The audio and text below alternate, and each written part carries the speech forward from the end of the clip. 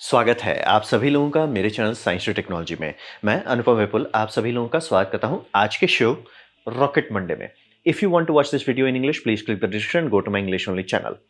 तो आज हम लोग बात करेंगे 3D प्रिंटेड रॉकेट इंजन। इसमें हो क्या रहा है इसे थोड़ा समझते हैं। तो सबसे पहले समझिए प्रॉब्लम क्या है। प्रॉब्लम यह है कि इंजन जो रॉकेट इंजन में लगता है one of the most complex type में आता है। अब रहा बात कि ऐसा क्या है जो ये one of the most complex मतलब कि हम लोग साइंस में कैसे बताते हैं कि कोई चीज हार्ड है, रॉकेट साइंस है क्या। तो समझना बहुत जरूरी है कि सब उसमें कहाँ जाता है कॉम्प्लेक्सिटी, जाता है इंजन में। ऐसा क्या है इंजन में। इंजन में सबसे बड़ा समस्या आता है टेम्परेचर एक्सट्रीम का। यानी कि एक साइड आपका टेम्परेचर क्रायोजेनिक होगा जो कि आराम से अगर लिक्विड हाइड्रोजन यूज हो रहा है तो -253 डिग्री सेल्सियस पर चल रहा है। और जो आपका कंबस्टन चेम्बर है वहां का कोर जो है वो आपका आराम से 3200 डिग्री सेल्सियस तक हो सकता है। और ये दोनों के बीच का दूरी सिर्फ 1-2 मिलीमीटर मेटल होता है। तो ये आप समझ सकते हैं बहुत ज्यादा टेम्परेचर रेंज हैंडल करना पड़ता है। कोई भी ऐसा इंजन नहीं है जिसको इसके आसपास भी झेलना पड़ता है, चाहे वो जेट इंजन हो चाहे कार का इंजन हो। टेम्परेचर के मामले में कितना बड़ा रेंज झेलना है, रॉकेट इंजन सबसे ऊपर आता है। अब रहा बात कि उसके बाद इसमें दो चीज जनरली फ्लो होता है। वो होता है बहुत लिक्विड और उसके बाद वही लिक्विड गैस में बनता है जो कि आप समझ सकते हैं वॉल्यूम बहुत ज्यादा बढ़ जाएगा। और वो फ्लो कंटिन्यूअसली करते रहना रहता है 1-2 मिनट। आप समझिए ये सब 100 टन से लेके कई हजार टन तक खटक सकता है कुछ मिनट के अंदर। तो बहुत बम बम मात्रा में इसमें ईंधन निकलता है। मतलब फ्लूइड फ्लो जो है चाहे वो लिक्विड डोमेन में हो चाहे गैस डोमेन में हो, बहुत ज्यादा अमाउंट है। मतलब कि हम लोग जो पंप इस्तेमाल करते हैं पानी पंप करने में वो सब इसके आसपास से बहुत ज्यादा दूर है, बहुत ज्यादा। मतलब कि अगर स्पेस शटल के इंजन का बात करें तो उसमें कई कई मतलब मेगा वाट्स का रेटिंग नापना पड़ता था ताकि मतलब टर्बो पंप कितना एनर्जी खा रहा है। तो ये समझ लीजिए बहुत ज़्यादा। अब फिर आगे आपका शॉक और वाइब्रेशन हो रहा है क्योंकि आप कुछ भी कर रहे हैं लिक्विड के साथ बात करें। लिक्विड कभी भी डेंसिटी एकदम एग्जैक्ट नहीं देगा, थोड़ा सा फ्लक्चुएशन होगा, फ्लटर होगा, बहुत सारा माइनर चीज़ें जो इतना बड़ा कंबस्चन इवेंट के कारण बहुत वाइब्रेशन रिच बन जाता है। फिर जब आप एटमोसफेयर से जा रहे हैं, एटमोसफेयर आपसे लड़ाई कर रहा है जैसे मैक्स क्यू बन जाता है। तो ये सारा शॉक वाइब्रेशन ये भी आपको झेलना है।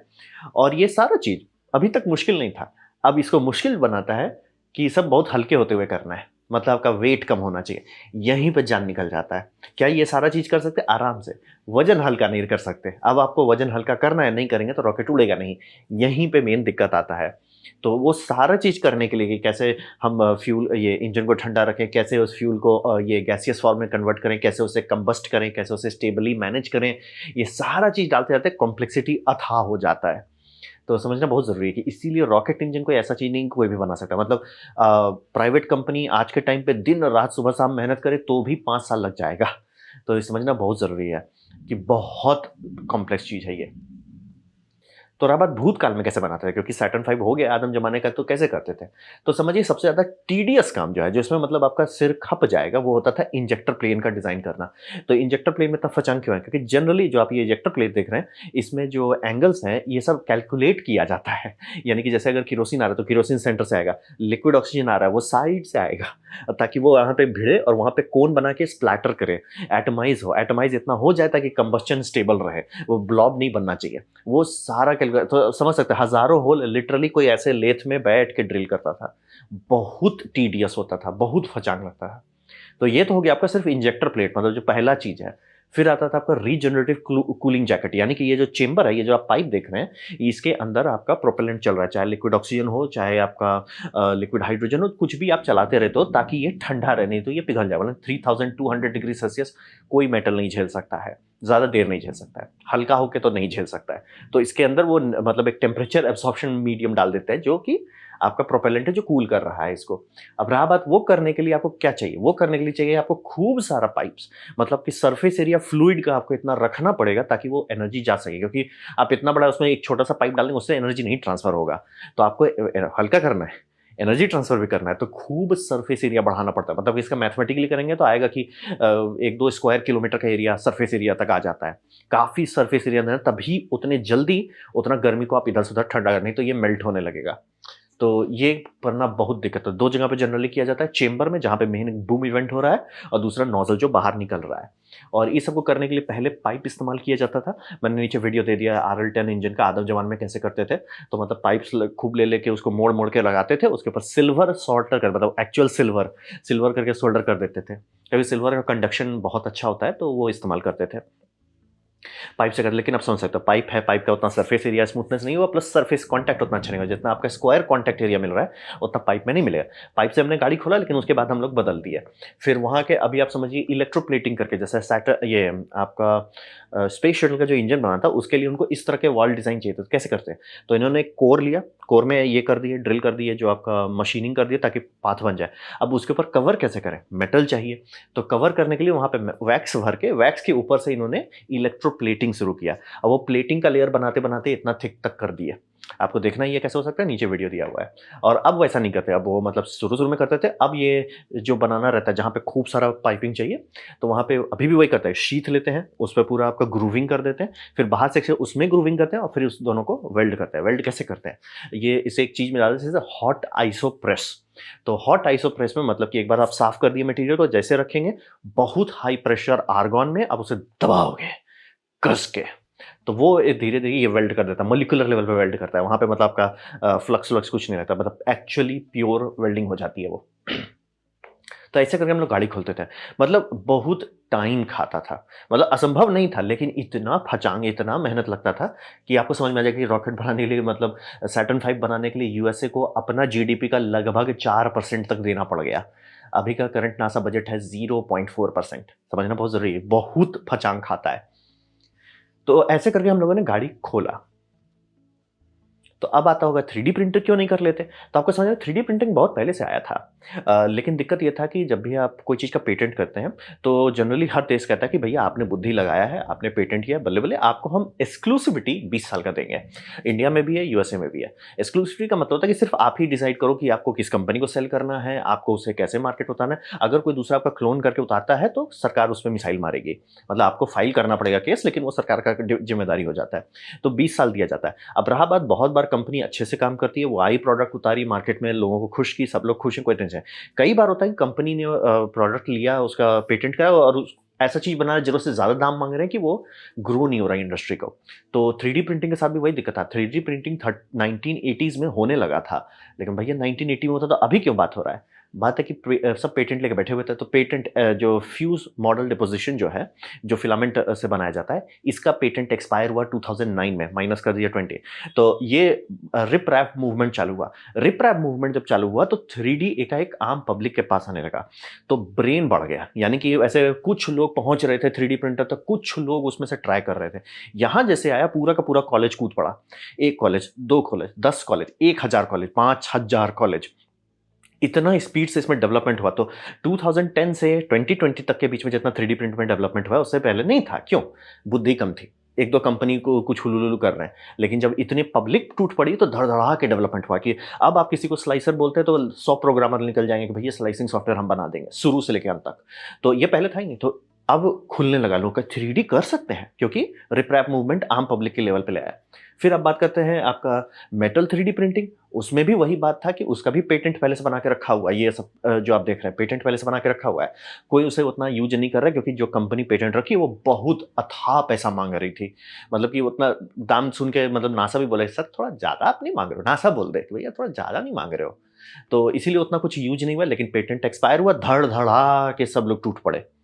और उसके बाद अभी सब लोग उसको यूज़ कर रहे हो, और अब मैच्योरिटी आ रही है। जो मतलब समझिए इस पेटेंट होने से लेके 20 साल एक्सपायरी होने के बीच में डेवलपमेंट हो, उतना 1 महीने में डेवलपमेंट हो गया जैसे ही ओपन सोर्स हुआ। तो धड़-धड़ा के अभी सब लोग मेटल वाले में कूद गए हैं, और जितना ज़्यादा लोग इस पे मेहनत कर रहे हैं उतना ज़्यादा डेवलपमेंट हो रहा है।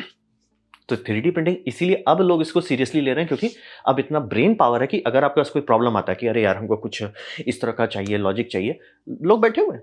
सर आप बोलो आपको क्या प्रॉब्लम है, हम सॉल्व करते हैं। ओपन सोर्स में लोग कर दे रहे हैं। तो समझना बहुत ज़रूरी है कि 3D प्रिंटिंग फाइनली चूंकि खुल गया है। जैसे कि एक कंपनी ने किसी तरह से पेटेंट कराया हुआ था कि भैया हीटेड बिल्ड चेंबर आप नहीं लगा सकते, तो उस पर पेटेंट था। कुछ कुछ चीज़ पे पेटेंट नहीं होना चाहिए, जैसे कि मतलब भैया एक चेंबर में हीटर है उस पर आप पेटेंट कैसे लगा रहे हो, बट उस पर लगा हुआ था, वो भी थैंकफुली एक्सपायर हो गया। स्ट्रैटस करके साथ कोई कंपनी थी, वो एक्सपायर हुआ, धड़धड़ा के सब कंपनी हीटेड बिल्ड चेंबर। तो अब देखिए एबीएस के बारे में हम लोग सोचते भी नहीं, आराम से हो जाता है। तो ये समझिए 3D प्रिंटर का पंख अब खुला, पेटेंट एक्सपायर हुआ, पंख खुला। तो अब आते हैं हकीकत में, ठीक है? गाड़ी तो खुल गया 2010 में, तो क्या हुआ? तो समझिए कि थ्री मेटल प्रिंटिंग, चूँकि अभी तो गाड़ी खुली है बेचारे की, वो बहुत हार्ड है रॉकेट के लिए करना, मतलब सही में रॉकेट के लिए अगर आपको बनाना है तो थोड़ा दर्द होगा। तो उसमें ऐसा क्या है, दिक्कत ये है कि 2 चीज़ एक दूसरे के अगेंस्ट जाता है। अगर आप चाहते हैं एकदम स्मूथ, रिफाइंड मेटल पार्ट्स बनाना, बन जाएगा, लेकिन वो स्ट्रॉन्ग नहीं होगा। वहीं पे आप चाहेंगे थोड़ा बड़ा-बड़ा शेप है, बन जाएगा, लेकिन वो स्मूथ नहीं होगा, तो उसमें फ्लो डायनामिक्स अच्छी नहीं रहेगी। तो ये दोनों काउंटर चलता है जनरली कि लेज़र को अगर आप बहुत इधर-उधर घुमाओगे, तो ठीक है, वो आपको सर्फेस दे देगा, लेकिन आपका उसमें वो स्ट्रेंथ बॉन्डिंग नहीं दे पाएगा उतना अच्छा। तो ये बहुत फचांग रहा है। लेकिन गाड़ी खुली है आपका 2013 में, स्पेसएक्स ने अपना जो मर्लिन इंजन है, मर्लिन इंजन का main oxidiser valve 3D print किया। और वहाँ से ये हो गया कि ऐसा नहीं कि बनाया, बनाने वाले लोग बना रहे थे, लेकिन बना के उसे लॉन्च करना, वो भी ऑर्बिट जाए, वो गाड़ी खोल दिया उन्होंने। और उसके बाद 2016 में ये महाशय जी आ जाते हैं, जो रदरफोर्ड इंजन बनाते हैं, और ये आपका पहला था जिसमें पूरी तरह से इंजन 3D प्रिंटेड था, और इसका जो टर्बो पंप है वो इलेक्ट्रिक टर्बो पंप चल रहे थे। तो इन्होंने गाड़ी खोल दिया कि भैया मतलब छोटे स्केल में आप 3D प्रिंट पूरा, मतलब ये पूरा जो ब्लॉक आप देख रहे हैं 3D प्रिंटेड है। तो ये इन्होंने गाड़ी खोल दिया। फिर अब आते हैं आपका 2023 में ये चलना शुरू हो गया, ये रिलेटिविटी स्पेस का है। इनका तो पूरा रॉकेट 85% तक 3D प्रिंटेड था। पूरा रॉकेट, यानी कि स्ट्रक्चर भी ये 3D प्रिंट कर रहे थे। ये अब कैंसल कर दें, ये आइडिया उतना स्मार्ट नहीं था जितना सोच रहे थे, बट ठीक है। लेकिन ये इनका सब चीज़ ऑलमोस्ट सारा चीज़ 3D प्रिंट करें। फिर 2024 में अग्निकूल आए, काफ़ी पॉपुलर हुआ कि ये इन्होंने मोनोलिथिक इंजन बना दिया। मोनोलिथिक का मतलब है प्रिंट बेड से सीधा निकल रहा है इंजन।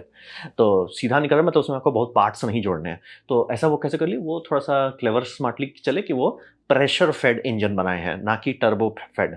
तो प्रेशर फेड इंजन बनाने में थोड़ा-सा क्या है, गाड़ी खोल दिया इन्होंने कि भैया हम भी मेटल प्रिंटिंग में काम कर सकते हैं और क्लेवरली इस्तेमाल करके उससे काफ़ी चीज़ कर सकते हैं।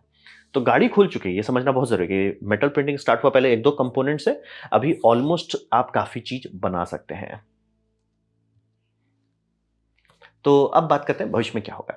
तो यहाँ पे समझिए टर्बो पंप का रोटर जो है वो अभी तक कोई 3D प्रिंटर नहीं छू रहा है। सब कोई सब चीज़ कर ले रहा है। टर्बो पंप का जो असेंबली है, मतलब जो उसकी केसिंग है वो भी हो जा रहा है। टर्बो पंप में जो स्पिनिंग पार्ट है उसको कोई नहीं छू रहा है। क्यों? क्योंकि वो बहुत पागल जैसा आरपीएम पे चलता है। 20,000 आरपीएम से लेके 1,00,000 आरपीएम तक चला जाता है। तो आप समझ सकते हैं कि वहाँ पे हुलुलुलु नहीं चलेगा। तो वो बहुत मुश्किल है अभी के लिए। ऐसा क्यों है? ऐसा क्या है फिज़िक्स में?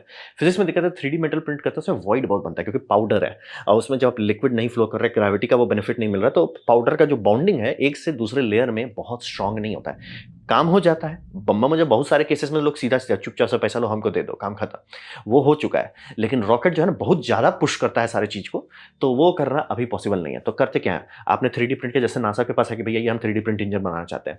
ठीक है, तो वो बना लिए 3D प्रिंटर में, तो उसको थोड़ी यूज़ करेंगे डायरेक्ट, वो करना बेवकूफ़ी है। तो उसको ले जाके इस डालते हैं हॉट आइसो स्टैटिक प्रेसिंग में डालते हैं, उसे एक प्रेशर में डालते हैं, उसको पकाते हैं, कस के, दबा के, गरम करके। तो जब वो करते हैं, जब वो कुकिंग करते हैं, तब जाके वो इतना स्ट्रांग होता है कि आप रॉकेट इंजन के तौर पे इस्तेमाल कर सकें। वो काफ़ी हद तक सारा प्रॉब्लम सॉल्व कर देता है। जैसे कि ये इंजन जो फेलियर हुआ, इसमें इसलिए फेलियर हुआ था कि जब ये प्रिंट कर रहा था तो पावर फॉल्ट हुआ था और उनको ये ढक्कन खोलना पड़ता, कंटामिनेशन गुजरा। तो जिस जगह, जिस लेयर पे पॉज़ किए थे प्रिंट को, उसी लेयर से टूटा। अगर वो नहीं पॉज़ करते, जो कि पहली बार भी कई बार ट्राई कर चुके हैं, कोई दिक्कत नहीं हुआ। तो ये समझना बहुत ज़रूरी है कि आप 3D प्रिंटर को डायरेक्ट छुच्छे नहीं इस्तेमाल कर सकते। आपको उसको हॉट आइसो प्रेस में पकाना पड़ेगा। एग्जैक्टली यही टेक्निक जब आप लोग सुनते हो ना कि जेट इंजन में आजकल 3D प्रिंटेड पार्ट लग रहे हैं, वही लॉजिक है कि टरबाइन ब्लेड 3D प्रिंट करते हैं, बल्ले-बल्ले। उसको सीधे इंजन में डाल दो, तुरंत खराब हो जाएगा। उसको लेके आप हॉट आइसो प्रेस में पकाते हैं। जब वो पकाते हैं तब जाके वो बहुत अच्छा रहता है। तो अब रहा बात कि कितना दूर हम लोग आ गए हैं 3D प्रिंट से, मतलब अगर आपको बम-बम में जाओ, जैसे ये रैप्टर इंजन 3D प्रिंट करना, कितना दूर आ गए हैं। बात है कुछ साल थोड़ा और लगेगा, खासतौर पे वो स्पिनिंग मास पे। बाकी सारा चीज़, जैसे कि ये पूरा सारा चीज़ 3D प्रिंट हो चुका है। लेकिन टर्बो पंप का रोटर जो है वो अभी थोड़ा दिल्ली दूर है। स्पेसएक्स इसमें बहुत मेहनत ये किया है कि सारा चीज़ इंटरनलाइज़ कर दिया है, मतलब कि 3D प्रिंट में वो थोड़ा बह गए। ये सब चीज़ 3D प्रिंट कर देते हैं। अब रहा बात क्या ये काम करता है? अभी तक तो रॉकेट में नहीं लॉन्च डाले हैं और स्टारशिप बार-बार बूमे हो जा रहा है। तो देखिए आने वाले टाइम में पता चलेगा। लेकिन अभी मतलब आप समझ लीजिए कि एकदम हाई पावर अगर आपको इंजन बनाना है, 3D प्रिंटिंग ऑलमोस्ट पहुँच गया है, लेकिन आपको टर्बो का शाफ्ट में कोई अभी बोल रहा है भैया शांति से नॉर्मल टर्बो शाफ्ट बनाओ, उसमें होशियारी ना करो। तो उसको आप छोड़ के बाकी सारी चीज़, चाहे वो आपका नोज़ल हो, चाहे वो आपका कंबस्टन चेंबर हो, चाहे वो इंजेक्टर प्लेट हो, चाहे हीट एक्सचेंजर, जिसमें से पाइपिंग दे रहे हो उसमें हीट एक्सचेंजर है, मतलब कि एक जगह पे लिक्विड आ रहा है, वो फ्लो कर रहा है, अंदर जा रहा है, फिर गैस में बदल के दूसरी जगह हीट कैरी कर रहा है। वो सारा चीज़ अब पॉसिबल हो गया है। अब रहा बात कि आपके पास उतना पैसा है कि 3D मेटल 3D प्रिंटर जो इस लेवल पे है वो बहुत महँगा है। उसके बाद उससे भी महँगा पड़ता है हॉट आइसो प्रेशर। तो वो प्रेशर कुकर अगर आप ले सकते हैं, जैसे कि ऑटोक्लेव में कार्बन फाइबर के पार्ट्स को पकाया जाता है, वैसे ही यहाँ आपको ये चाहिए हॉट आइसो प्रेशर। अब वो बहुत महँगा होता है। दुनिया में कुछ ही कंट्रीज़ हैं जिनके पास वो टेक्नोलॉजी है। ऐसा टेक्नोलॉजी में कुछ ख़ास नहीं है, बस एक चेंबर है। बस वो चेंबर फटना नहीं चाहिए। तो बहुत ज़्यादा प्रेशर और बहुत ज़्यादा टेम्परेचर दोनों डाला जाता है। तो वो कर लेना अभी मतलब समझिए हम लोग ऑलमोस्ट वहाँ पहुँच रहे हैं। लेकिन हाँ, ये कभी भी मत सोचिएगा कि 3D प्रिंटर से निकाले उसको डाल दिए, वैसा कभी नहीं होता है।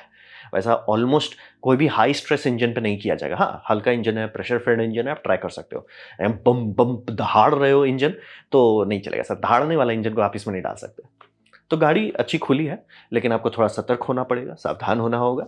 और जब भी आपको कोई सेल करे कि सर पूरा सीधे 3D प्रिंट किया है, तो पहले कन्फर्म कीजिए कि वो हॉट आइसोप्रोपिक प्रेस कर रहे हैं कि नहीं, और अगर नहीं कर रहे हैं, तो प्रेशर कितना है। जैसे ना बार्स इसके अंदर है, उतना बार्स पे आप नहीं चला सकते, आपको बार थोड़ा कम करना पड़ेगा।